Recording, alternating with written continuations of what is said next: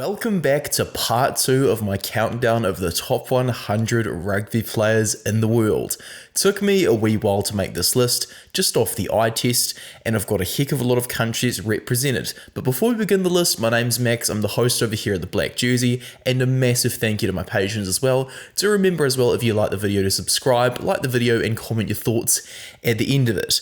Before we get into the list, we're continuing with 75 up to 51, and throughout the list I've got 17 South African players, 13 French players, 12 New Zealand players, 11 Irish players, 8 Argentinian players, 6 English players, 5 Welsh players, 5 Scottish players, 4 Fijian players, 3 Japanese players, 3 Portuguese players, 3 Georgian players, 2 Samoan players, 2 Tongan players, 2 Uruguayan players, 2 Australian players, and I've already done the 1 Italian player, so if you watched the previous part you'll know who that is. Make sure you've watched that. And now guys, let's get into it with number 75, Sonatani Takulua, who is the captain of Tonga.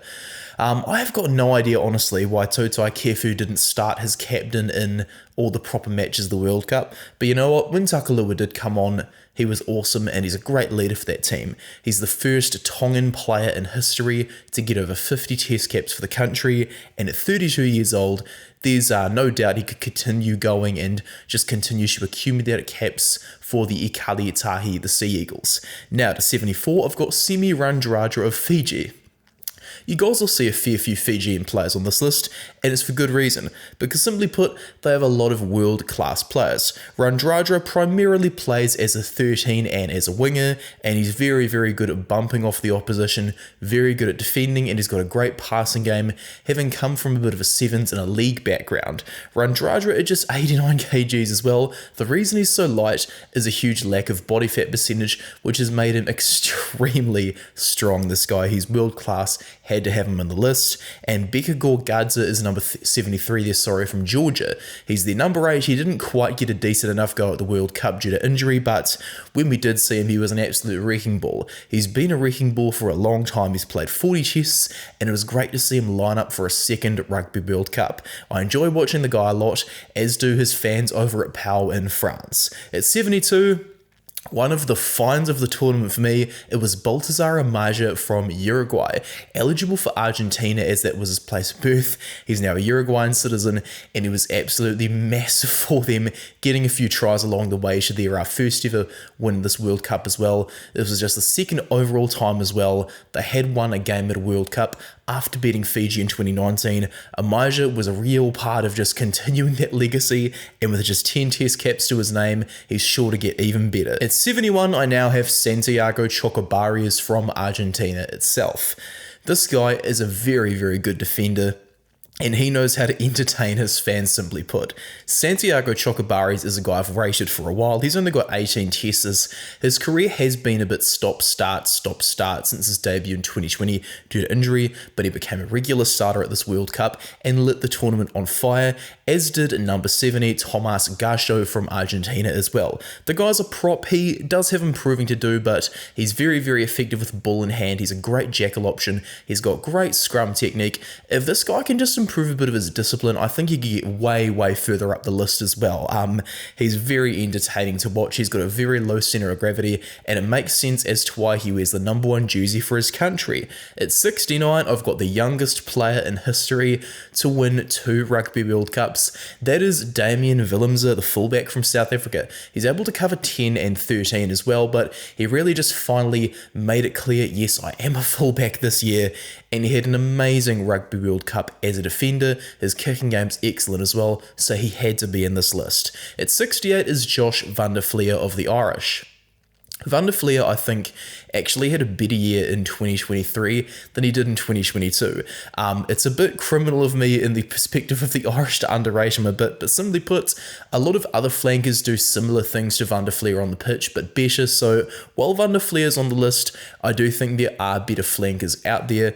I have to have him here though, because simply put, even though others are better, he is still world class. He still deserves a place on this list, and I love watching the guy. I've now got 76, Juan Martín González. He's kind of gone back and forth between an open side and number 8, but he settled on number 8 as his primary jersey for Los Pumas, and he's had another very, very good season at 6'4", 102 kgs, and with 31 test caps, more caps than his age at 22 years old. I'm sure he could reach 100 tests for Los Pumas if he can keep himself fit and injury free. At 66, I've got another very strong, powerful forward. It's Tyg Furlong of Ireland. Though he's kind of starting to, I guess, fall off the peak he had a few years back, he remains a world-class tight head prop. He is a player you really want to be afraid of when you're getting down in the scrum, you're packing down, and he's got 79 tests, including 6 from 2 British and Irish Lions tours. I'm sure he could get 100 at just 30 years old. At 65, I've now got Louis Rees-Zammit, the lightning bolt as his tattoo shows, of Wales. He's got 32 tests at just 22 years old as well. He's really just racking up those caps like a lot of the class Welsh players seem to do, and he's a superstar, and he's been a superstar in a time where Wales have really needed one. He scores a lot of tries and had to be on the list, as did number 64, the Japanese captain Kazuki Himeno. Though Japan weren't quite able to replicate their success of 2019, Himeno has become a very, very nice leader for this team after his OE in the Highlanders here in New Zealand. At 29 years old, I'm sure he's got another World Cup in him, and he is a devastating ball carrier of the number 8. He's one of the best number 8s in the world, so he had to be on this list. Cody Taylor as well really had to be on the list as well. He's been world class for the All Blacks for a number of years.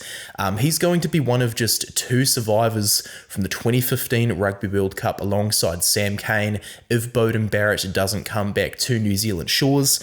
Taylor has played 85 test matches and he's re-signed to 2025 to continue his awesome line-out throwing, his try scoring rate off the maul, and of course his excellent defence. I had to have the guy on the list. And of course Jamie Ritchie of the Scottish. A bit of an underrated player who I don't think gets the appreciation he deserves. As the commentators do say from time to time, the guy's a tiger at the breakdown, and he makes himself into a very, very good captain, though for some reason it says centre on the graphic. He's a very, very good flanker, and no man wears that number 6 jersey better than Jamie Ritchie for the Scottish. He just has to continue on as their captain for 2027 as well. At 61, I have Hugo Keenan from Ireland. He had a very, very good season. He was definitely one of the best players of the Six Nations, and he also had a strong World Cup. He's played 36 tests, and I'm sure he's going to get the 50. Don't be surprised if we see him in the number 15 jersey for the British and Irish Lions tour in 2025. 60 is Jonathan Dante.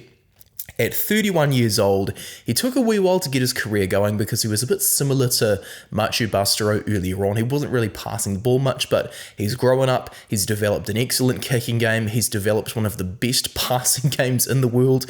While, of course, playing for La Rochelle at club level, well, he's going to be a bit of a jackal threat as well. He's finally getting his test career underway, especially going down from 110 kg to 93. He's really taught himself to use that power for good, and he's now a regular starter for his country. At 59 is Cheslin Kolbe of South Africa. Not the player he once was, but remains world class for South Africa. He's got a hot step, and at 30 years old, he's pretty darn quick still, so, for all we know, maybe he could be the fullback in 2027 if Willemse goes down injured. 58th place on this list is Vasil Lobzanidze from Georgia.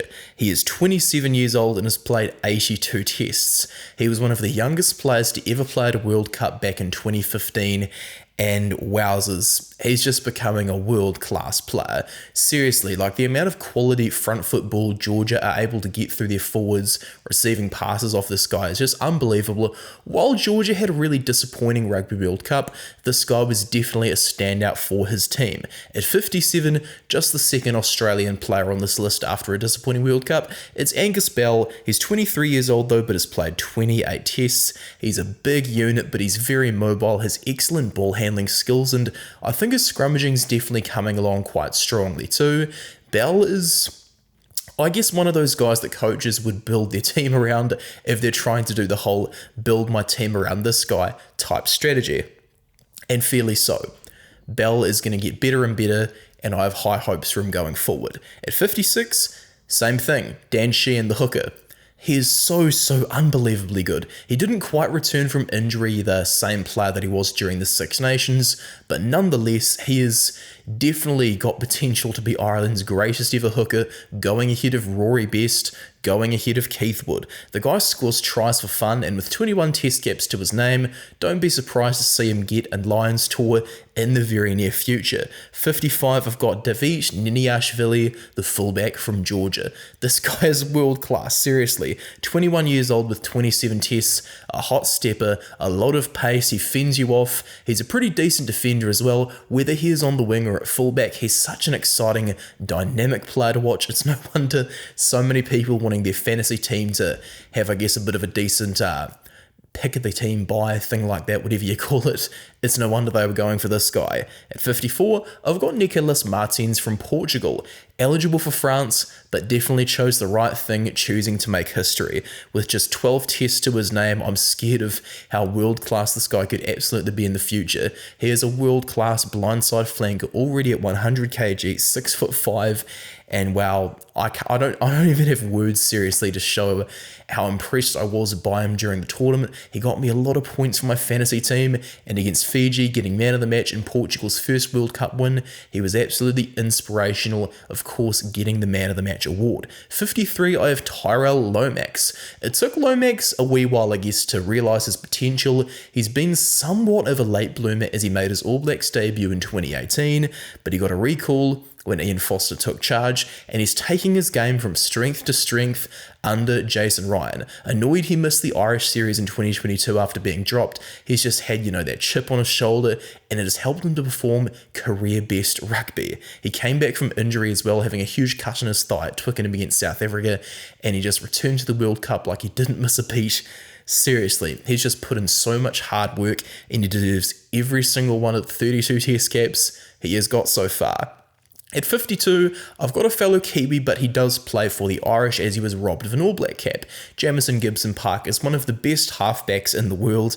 He has got such crisp passing. He has been a key to Ireland getting such fast ball to work off throughout the Andy Farrell era, and I was gutted for this guy in particular when the Irish got eliminated for the World Cup, because he is so underappreciated by the rugby watching public, and I just love watching him every time he plays the game. Now, to conclude today's video, I'm going to put Cobus Reinach of South Africa in 51st place for my top 100 players of 2023.